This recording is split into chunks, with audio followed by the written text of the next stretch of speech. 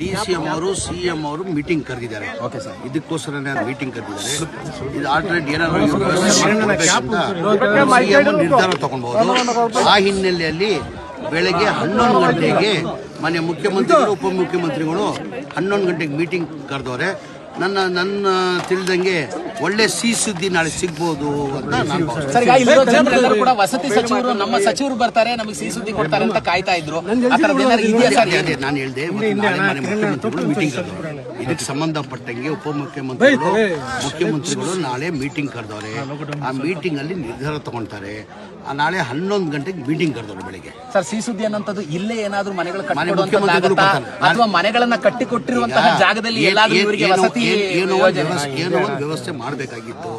ಬಹಳ ವರ್ಷದಿಂದ ಇವ್ರು ಇಲ್ಲೇ ವಾಸ ಮಾಡ್ತಾ ಇದ್ರು. ಯಾವ ತರ ವಾಸ ಮಾಡಿದ್ರು ತಮಗೆ ಕಣ್ಮುಂದೆ ಕಾಣ್ತಾ ಇದೆ, ಯಾವ ತರ ಜೀವನ ಮಾಡ್ತಾ ಇದ್ರು ಅಂತ ನಮ್ಗೆಲ್ಲ ಗೊತ್ತೈತಂಗೆ. ಇಲ್ಲಿಗಲ್ ಆಗಿ ಅವ್ರು ವಾಸ ಮಾಡ್ತಾ ಇದ್ರು. ಬಹಳ ಸತಿ ಕೃಷ್ಣ ಬೈರೇಗೌಡರು 3-4 ನೋಟಿಸ್ ಕೊಟ್ಟಿದ್ದಾರೆ. 3-4 ನೋಟಿಸ್ಗೂ ರಿಪ್ಲೈ ಕೊಟ್ಟಿಲ್ಲ.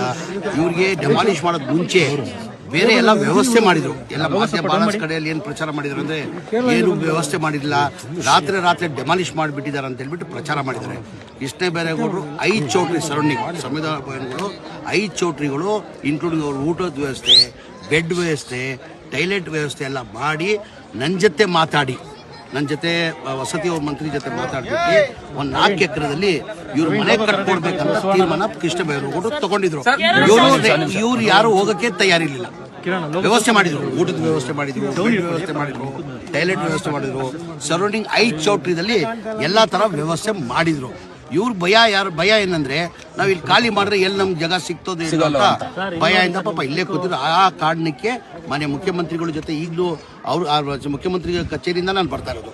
ಮುಖ್ಯಮಂತ್ರಿಗಳ ಜೊತೆ ಮಾತಾಡಿದ್ದೀನಿ. ಅವ್ರು ಹೇಳಿದ್ರು ಅವ್ರಿಗೆ ವಿಸಿಟ್ ಕೊಟ್ಟು ಅವ್ರಿಗೆ ಆಶ್ವಾಸನೆ ಕೊಡ್ಬಾ, ನಾಳೆ 11 ಗಂಟೆಗೆ ಮೀಟಿಂಗ್ ಆದ್ಮೇಲೆ ಖಂಡಿತ ಅವ್ರಿಗೆ